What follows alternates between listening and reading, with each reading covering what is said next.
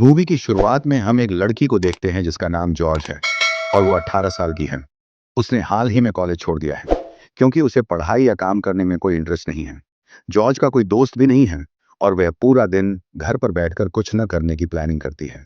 इससे उसकी mom Joy काफ़ी इरिटेटेड रहती है।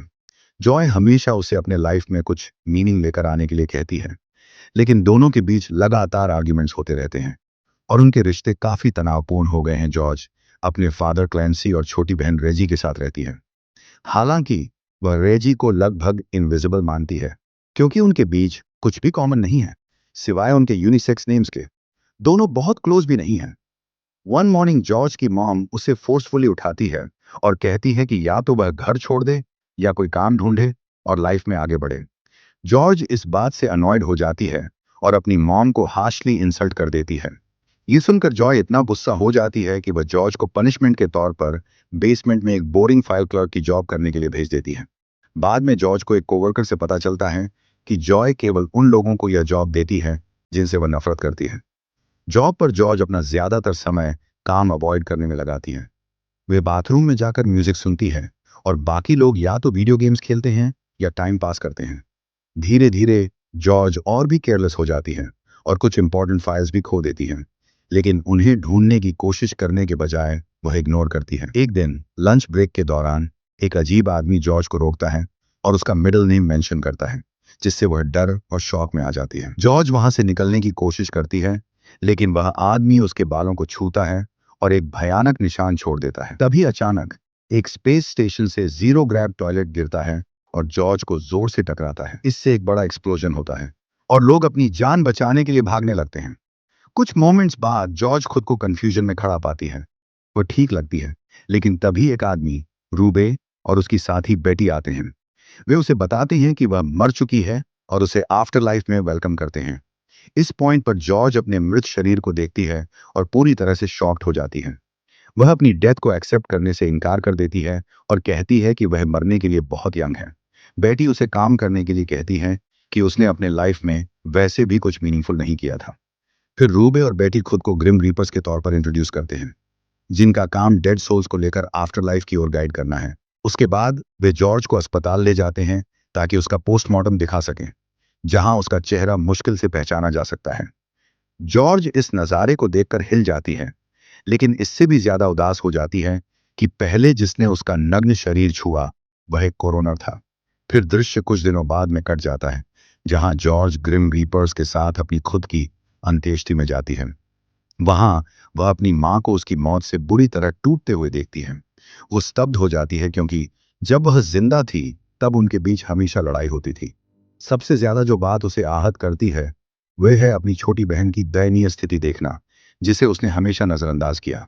आपको लगता है कि कोरोनर ने बहुत सारे शरीरों को छुआ है, रुबे कहती हैं।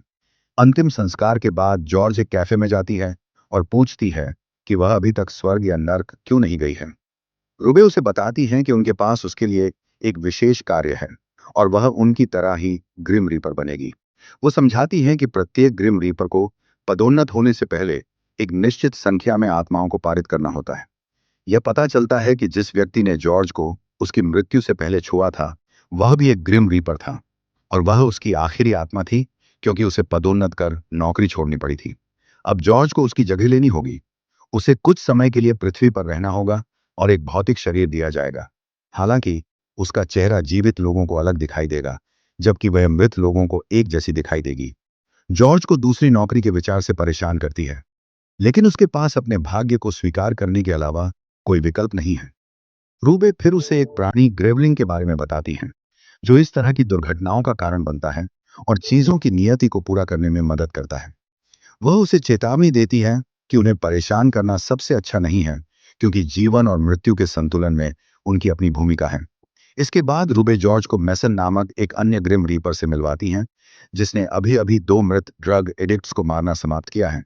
रूबे फिर मैसन को जॉर्ज के लिए एक अपार्टमेंट खोजने का आदेश देती हैं और उसे उनके तरीके सिखाने के लिए भी कहती हैं। ये पता चलता है कि ग्रिम रीपर्स मृतकों के घरों में चले जाते हैं और केवल तभी छोड़ते हैं जब कोई अन्य मानव वहां शिफ्ट हो जाता है। इसलिए मैसन उसे एक अपार्टमेंट में ले जाता है, जहां हाल ही में अपराधियों का नरसंहार हुआ था। मृत अपराधियों को देखकर उसे अजीब लगता है। हालांकि मेसन समझाता है कि ग्रिम रीपर्स को उनके काम के लिए भुगतान नहीं किया जाता है, इसलिए उन्हें अगले कुछ दिनों तक जीवित रहने के लिए मृतकों को लूटना पड़ता है। जॉर्ज अन्य ग्रिम रीपर्स के साथ घूमती है और उन्हें अन्य लोगों की आत्माओं को लेते हुए देखती है। कुछ समय बाद रूबे उसे अपना पहला मिशन देती है। उसे एक ट्रेन यात्री क्रिस्टी की आत्मा लेनी होगी कि मृत्यु बहुत हिंसक होगी, इसलिए ट्रेन में पहुंचने पर उसके लिए सीट बेल्ट लगाना बेहतर होगा। जॉर्ज अपनी निर्दिष्ट सीट पर पहुंच जाती है और एक मध्यम आयु वर्ग की महिला अंदर आती है। वह सोचती है कि यह महिला क्रिस्टी है और उसके लिए बुरा महसूस करती है कि उसका जीवन इतनी जल्दी समाप्त हो जाएगा। लेकिन कुछ सेकंड बाद एक छोटी लड़की अंदर आती है और जॉर्ज उसे दूर से एक बजरी पर गुर्राते हुए देखती है। तभी उसे एहसास होता है कि यह क्रिस्टी नहीं है। जॉर्ज ने उसे दूसरी सीट पर जाने का सुझाव दिया, लेकिन तभी एक गार्ड प्रकट होता है और उनकी बातचीत में बाधा डालता है। वह जॉर्ज को क्रिस्टी से बात करने से मना करता है, जो अपने माता पिता के बिना यात्रा कर रही है और ट्रेन के कर्मचारियों की देखभाल में है। लेकिन इस समय ट्रेन अचानक अपना रास्ता भटक जाती है और जंगल में ढलान से नीचे गिर जाती है, जिससे यात्रियों के बीच अराजकता फैल जाती है। जॉर्ज जल्दी से क्रिस्टी को पकड़ लेती है और उसे बचाने की पूरी कोशिश करती है। जब ट्रेन आखिरकार रुकती है तो ट्रेन का गार्ड मलबे के पास जाता है और दृश्य का निरीक्षण करता है। उसे यह जानकर राहत मिलती है कि सभी लोग इस हिंसक दुर्घटना में बच गए हैं, जिसमें क्रिस्टी भी शामिल है, जिसे जॉर्ज ने संरक्षित किया था। बचे हुए लोग मदद की प्रतीक्षा में जंगल में रहते हैं और जॉर्ज को दूर से रूबे दिखती है। वो उसके पास जाती है और उसे तुरंत काम में विफल रहने के लिए डांटती है। जॉर्ज समझाती है कि वह ऐसा नहीं कर सकती, क्योंकि यह कार्य केवल उसे ही सौंपा गया है और वह इसे भारी मन से कर सकती है। जॉर्ज फिर क्रिस्टी के पास लौटती है और उसे आंखें बंद करने के लिए कहती है। छोटी लड़की डर से आधार खोलती है, जिसके बाद जॉर्ज उसकी आत्मा ले लेती है और उसे मौत की सजा देती है। अन्य यात्री जो कुछ देखते हैं उनसे भयभीत हो जाते हैं, लेकिन जॉर्ज जंगल में रूबे से मिलने के लिए चली जाती है। वहां दोनों की मुलाकात क्रिस्टी की आत्मा से होती है और कुछ सेकंड बाद उनके सामने प्रकाश का एक मार्ग प्रकट होता है। ये स्वर्ग का द्वार निकलता है, जहां छोटी लड़की खुशी खुशी अंदर जाती है। इस बीच दो गंभीर रीपर्स आंसू भरी आंखों से उसे देखते हैं, क्योंकि वह प्रकाश में गायब हो जाती है। फिर जॉय के घर पर पहुंच जाता है, जहां उसका पड़ोसी उससे मिलने आता है। छोटी बेटी रेगी दूसरों को बता रही थी कि उसकी माँ उसे शौचालय का उपयोग करने की अनुमति नहीं देती है। क्रोधित जॉय दरवाजा बंद कर देती है और तुरंत रेगी से पूछती है कि वह इस तरह झूठ क्यों फैला रही है। लड़की शांति से जवाब देती है कि उसने केवल इसलिए ऐसा कहा ताकि उसके पड़ोसी उसे अपने बाथरूम का उपयोग करने दे। ये सुनकर जॉय भयभीत हो जाती है और उसे चेतावनी देती है कि वह इसे दोबारा न दोहराए और वह अपनी बेटी के साथ दुर्व्यवहार करने के लिए गिरफ्तार हो सकती है। कुछ दिनों बाद जॉय को रेगी के स्कूल से एक फोन आता है, जिसमें बताया जाता है कि लड़की शौचालय की सीट चुरा रही है। इससे महिला का गुस्सा चरम पर पहुंच जाता है और वह रेगी को बुरी तरह डांटती है। वह अपने पति को भी स्थिति के बारे में बताती है और सुझाव देती है कि वे एक बाल मनोवैज्ञानिक से परामर्श लें। हालांकि रेगी एक चिकित्सक से मिलने से इनकार कर देती है कि उसके सहायक पिता उसे आश्वासन देते हैं कि वे उसे इसके लिए मजबूर नहीं करेंगे। वह जॉय को यह भी बताता है कि वह ग्रिम रीपर्स की सामान्य बैठक के उसके प्रकट होने में विफल होने के बाद रूब उसके अपार्टमेंट में उससे बात करने के लिए आती है। लेकिन जॉर्ज दरवाजा नहीं खोलने का फैसला करता है और उसे यह सोचने की कोशिश करता है कि वह घर पर नहीं है। कुछ क्षण बाद रूब इंतजार करते करते थक जाती है, इसलिए वह मृत्यु सूची में अगला नाम छोड़ देती है और चली जाती है। लेकिन जॉर्ज शीट को छूने से इनकार कर देता है और खुद को यह समझाता है कि यह उसकी समस्या नहीं है। फिर वह दिन भर टेलीविजन देखने में बिताती है और यह भूलने की कोशिश करती है कि उसे शाम को क्या करना चाहिए। कुछ अन्य व्यक्ति का मरने का समय आता है और एक बजरी उससे मिलने आती है, लेकिन सब कुछ के बावजूद जॉर्ज बस इसे अनदेखा करता है और सोने जाने का फैसला करता है। अगले दिन उसे अपने दरवाजे पर मकान मालिक से किराया मांगने का एक नोट मिलता है। ये जॉर्ज को चौंका देता है और उसे पता चलता है कि अगर वह इसे नहीं चुकाती है तो उसे जल्द ही बाहर निकाल दिया जाएगा। हताश वह सलाह के लिए मेसन के पास जाती हैं। ग्रिम रीपर्स ने कोरोनर को बताया कि वे मृतक के रिश्तेदार हैं और गोपनीयता का अनुरोध किया। उसके बाद रूबे ने जॉर्ज को मृत व्यक्ति का शरीर दिखाया, जिसे वह कल काटने वाली थी। उसने कहा कि वह वैसे भी मर चुका है, इसलिए मिशन पूरा हो गया है, चाहे उसने ऐसा किया हो या नहीं। हालांकि रूबे ने उसे सूचित किया कि उसने उसकी आत्मा को मुक्त नहीं किया है। यह अभी भी शरीर के अंदर फंसी हुई है, जिससे वह पीड़ित है। फिर उसने उसे उसे छूने के लिए कहा और जॉर्ज के पास उसकी बात मानने के अलावा कोई विकल्प नहीं था। जैसे ही वह ऐसा करती है, आदमी की आत्मा पूरी तरह से पड़ ली जाती है और वह ग्रिम रीपर्स को धन्यवाद देता है और कहता है कि वह अपने मृत शरीर में बहुत संकट में था। इसके बाद रूबे ने जॉर्ज को समझाया कि उनके बिना आत्माएं फंस जाएंगी अनिश्चित काल के लिए, और यह उसकी गलती है कि आदमी ने इतने लंबे समय तक पीड़ा सहन की।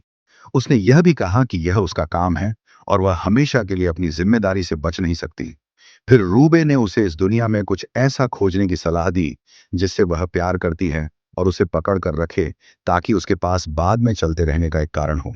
जॉर्ज अपने परिवार को इतना याद करता है कि वह उसी समय अपने पुराने घर के बाहर उनसे मिलने जाता है।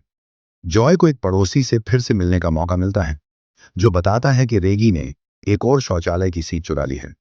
जॉय क्रोधित हो जाती है और अपनी बेटी को डांटने के लिए दौड़ती है, लेकिन वह कहीं नहीं मिलती है। इस बीच जॉर्ज अपनी बहन को एक बैकपैक के साथ खिड़की से बाहर निकलते हुए देखता है और उसका पीछा करने का फैसला करता है। वह जल्द ही एक बड़े पेड़ के सामने पहुंचती है और यह जानकर चौंक जाती है कि रेगी ने जॉर्ज के सम्मान में सभी चुराई गई शौचालय सीटों को जमा कर रखा है। इससे उसे गहरा अपराध बोध होता है। डोलोरेस उसके आकर्षण से प्रभावित होती है और उसे एक कार्यालय सचिव के रूप में एक अच्छी नौकरी प्रदान करती है। फिर एपिसोड का समापन जॉर्ज द्वारा अपने नए जीवन को अपनाने के साथ होता है। वह पूरे दिन महिलाओं से नफरत करने वालों के लिए नकली मुस्कान करता है और हल्के नाम के तहत एक नई पहचान लेता है, और मूवी यहीं खत्म हो जाती है। दोस्तों, अगर आपको ये वीडियो पसंद आई हो तो चैनल को सब्सक्राइब करना ना भूलें। ऐसी और भी वीडियो देखने के लिए चैनल को चेक करते रहें।